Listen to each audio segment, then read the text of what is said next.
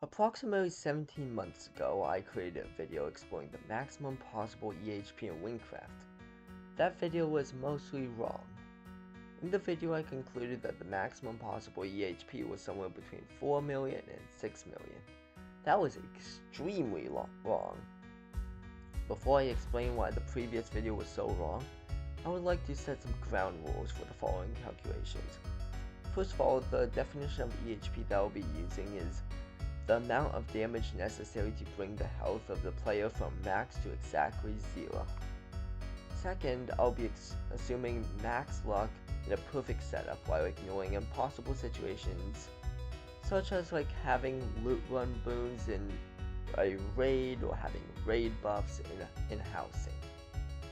Third, I won't be doing the final calculations by hand, nor will I use WinBuilder, but instead I will use a custom EHP calculator that I created in order to automate certain buffs, which may output slightly different values than other systems. Before we begin, a quick explanation of the program is needed.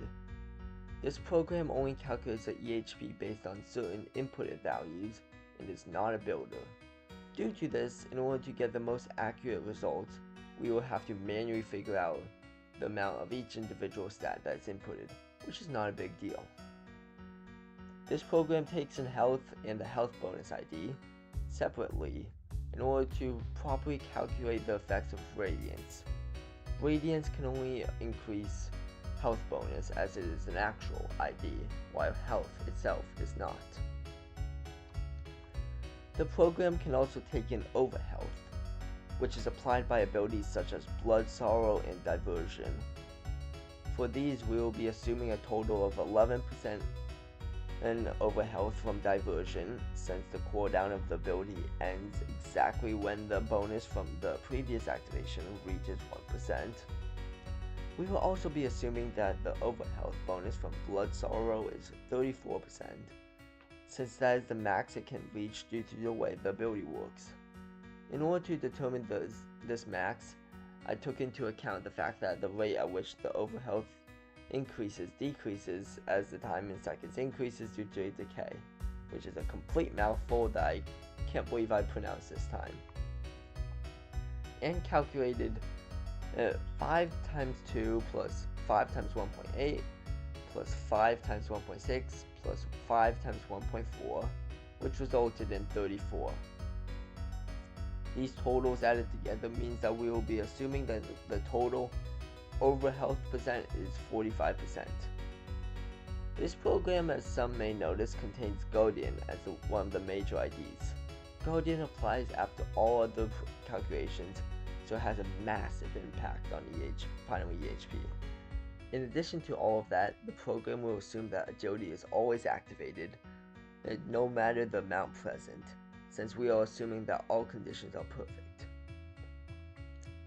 And now that we are familiar with the program, it's time to move on to the calculations. Like in the previous video, we will be starting off with a non-crafted build. However, I won't be assuming that Paladin is the tankiest archetype anymore, as my investigations have revealed that Trickshade is actually tankier. The reason for this is simple. Paladin only benefits from the 10% increase to class-based resistance that the skin upgrades provide, along with a 70% damage reduction buff from Mantle of the Bovinists. Trickshade, on the other hand, benefits from both a 60% damage reduction buff from Mirror Image and an insane 75% damage reduction buff from Dissolution. Now, most people usually completely ignore the existence of Dissolution, since its use case as a way to gain a Souls-like dodge roll is hard to identify and hard to use effectively in-game. In our case, though, the measly 0.5 second duration of Dissolution is of no concern, and actually slightly excessive, since we will only be reaching our max HP for a bit less than 0.2 seconds. Moving on, our build has a strong focus on both the HP and defense, while also having some agility as a bonus. It also uses a level 95 defense stat potion to hit the defense cap, and to gain 1,875 more health.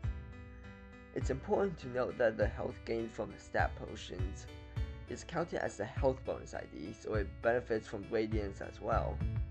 This build also has every tome that can increase EHP, so the armor tomes, but also the loot run tome.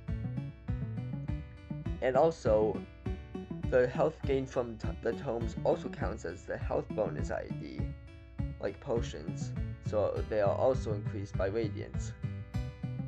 This means that this build has 27,350 health, 14,877 bonus health, 45% overhealth, max defense, 60 agility, though the amount is irrelevant, and 32% damage resistance. Plugging all of these values into the calculator results in 207,571,231 EHP. Now that the build has been explained, it's time to explain the setup. There are 3 locations that can provide increased stats: housing, raids, and loot runs. Starting off with housing, the main reason why this is an option is because of the ×2 multiplier to all IDs and ×3 multiplier to health that housing provides. Plugging these multipliers into the calculator results in 538,701,473 EHP. Next up is raids, specifically the Canyon Colossus or TCC raid, due to it having the most powerful health buff. This doesn't end up making a difference since A, the maximum amount of bonus health that TCC gives is 15,000, while housing gives a much higher total health at 69,577, and B, an optimal buff setup requires at least 4 other people with 1 warrior, 1 assassin, and 2 shamans. And the fact that TCC has a max party size of 4 means that the optimal setup can't be reached, resulting in a significantly lower EHP. Finally, loot runs are the most complicated of the 3. In order to maximize the health gained from a loot run, it has to be a long run where the Orpheon's Grace mission was completed early, and then every boon obtained afterwards must give health, and the maximum amount possible must be offered every time. The chances of this happening are unfathomably low, but as I mentioned earlier, we will ignore consistency. Unfortunately though, none of that complexity actually makes a difference, since while in a loot run, one cannot receive any outside buffs. So that would lock us out of 5 crucial buffs, completely invalidating any health benefit from the boons. This means that the highest EHP value from this section is the 538,701,473 effective health from housing. On to crafteds. For this section, we will not only be using crafted armor and accessories whenever they are better than all of their normal counterparts, but we will also be taking into account the added health from crafted food, potions, and scrolls. Note that the crafted items may not be 100% optimal since I have literally 0 crafting experience. For this new build, there is a total of 18,054 health, 56,623 bonus health, 45% over health, max defense, 20 agility from a potion of agility, and 32% damage resistance. Plugging these new values into the calculator results in an EHP of 401,319,440 effective health, which is almost 2 million more effective health than the base for the non-crafted build. Plugging these health values into the multipliers of housing results in 54,162 health and 113,246 bonus health. Throwing these new values back into the calculator gives us the final answer to our question: an EHP of 884,201,380 effective health. Before I wrap up the video, I would like to give some honorary mentions to some easily executable methods that can grant the player seemingly infinite EHP. These have been ignored so far due to the fact that they don't result in an actual value.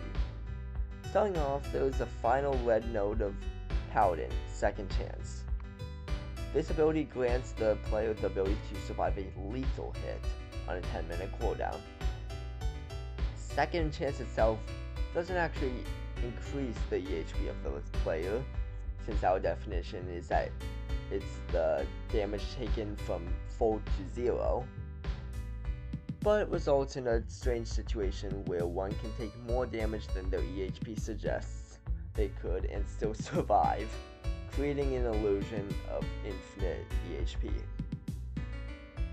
In addition to that, there is also the invincibility granted by Second Chance and Martyr, along with Sunflare. This again gives the illusion of infinite EHP, as the player can take any amount of damage while invincible and never be taken down to 0 HP. The issue with that in our case is that the seemingly infinite EHP violates our entire definition, since A, infinity is not an amount, and B, the player's health can never reach 0 while invincible. To anyone who made it to the end of this video, I give you my sincerest thanks. This video has been a lot of fun to make, and I plan on making more of the same style, so be sure to subscribe to stay updated. Also, if you enjoyed the video, please leave a like and a comment, as it helps out a ton. Thanks for watching and have a great rest of your day.